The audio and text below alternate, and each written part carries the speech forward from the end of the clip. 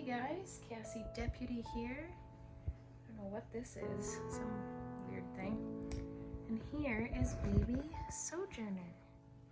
There she is.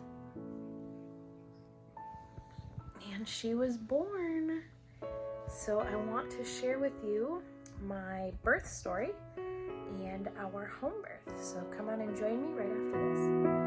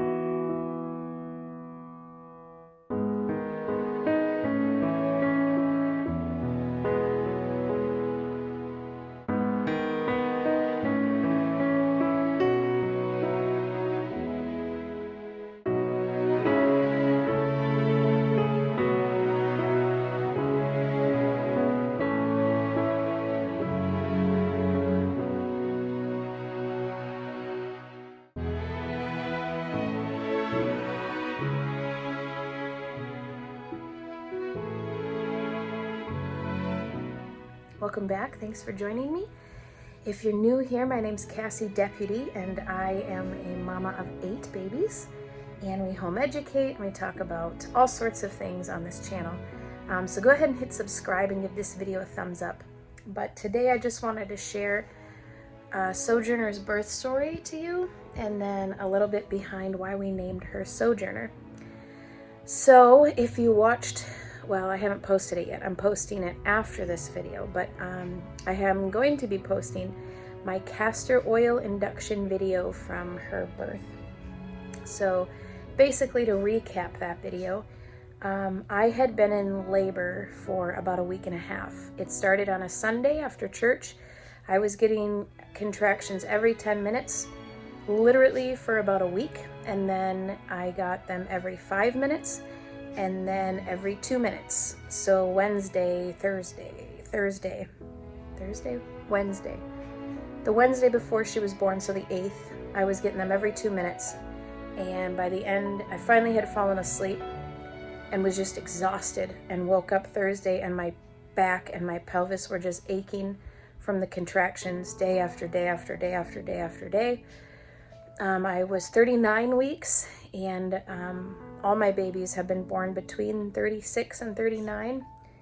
And so I was conversing with my midwife and let her know that our plan was to attempt castor oil, and, my decision, and she supported me. So I took 3 tablespoons at about 2 p.m. and at 8 p.m. I started feeling what I always felt contractions, so it was really nothing different. So I was like, well, I'm not going to waste this. If I'm going to take castor oil, I'm going to take castor oil. So at 8 p.m. I took 2 more. And then, so I want to kind of back up a little bit. On top of the predominant contraction labors, I had been throwing up and having diarrhea, and my body literally was clearing and preparing for labor constantly. Like everything you read out of the book, like, hey, go to the hospital, go to the hospital, go to the hospital, I was having for about a week and a half. So there was a lot of things. I can't really pinpoint exactly how early labor started, because I had every single symptom for about a week and a half with no real progression. We kept checking me, and I wasn't really dilating. Oh, that was the other thing, is Sojourner was stuck on my right hip bone, which happened to me with my 5th baby, Duke. He was stuck on my hip bone.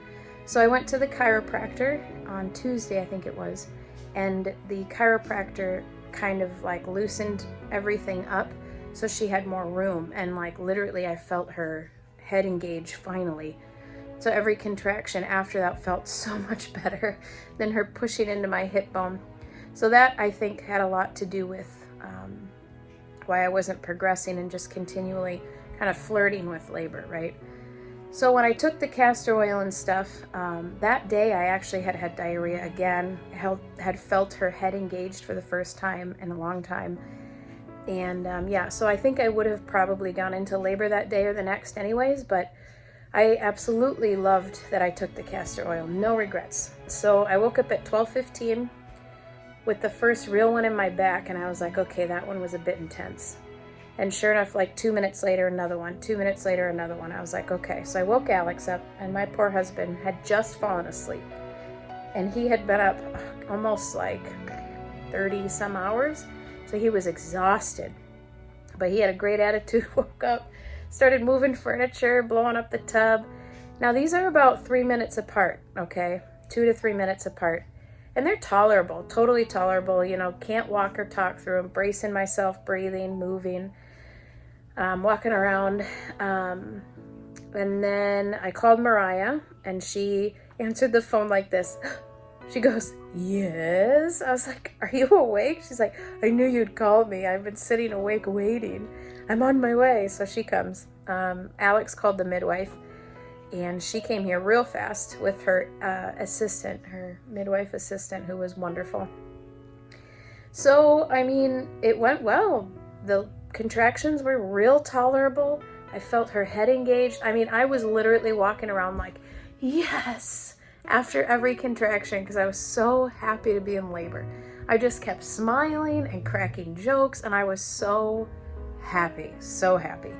I would show you guys the videos, but for modesty reasons, I am not going to be showing a lot of pictures and videos, unfortunately, just to honor my husband in that. But yeah, so I mean, it was a great time. My husband brought pops out for everybody and snacks, and we're drinking pops and snacking, and I'm cracking jokes after every contraction. I'm breathing through the ones that really hurt. My poor husband was so exhausted, he kept falling asleep, but every time I needed him towards the end there, he would stand up and kind of let me brace myself against him, and then I'd walk around again and be all happy and stuff. So it was great. And then, so that happened from about 12:15 till about 2 o'clock. We checked me, and I was at a 7. And then at 2:30, I hit transition. Transition, if you're unfamiliar, means that your body is going from active labor into pushing mode. And there's a whole slew of crazy things that happen in your body. If you have never had a natural, unmedicated birth, just to experience transition and birthing a baby is the most mind-blowing, experience as a woman you will ever have. Words fail miserably at describing the amazing things that happen.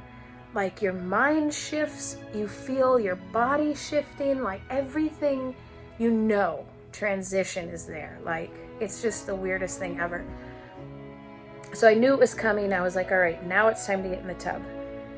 And I get in the tub. This is 2:30. And then I did not do transition very well this time. I've never had a transition like this before. But my contractions started spacing way out, which is normal for me, 5 to 8 minutes apart.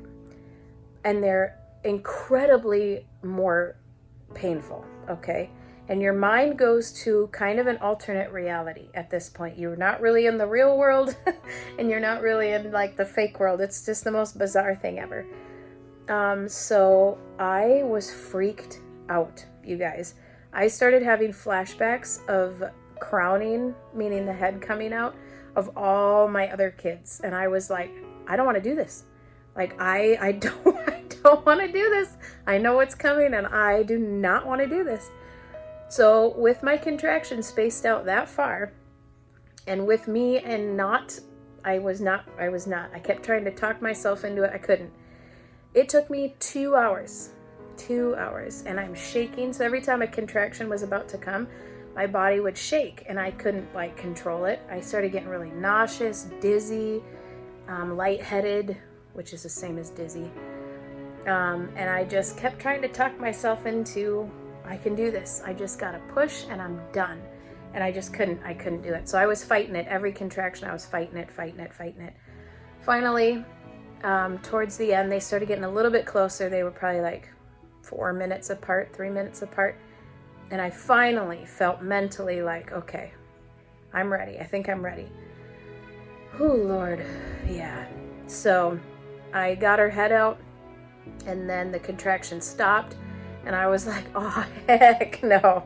And I just hunkered down and got the rest of her body out.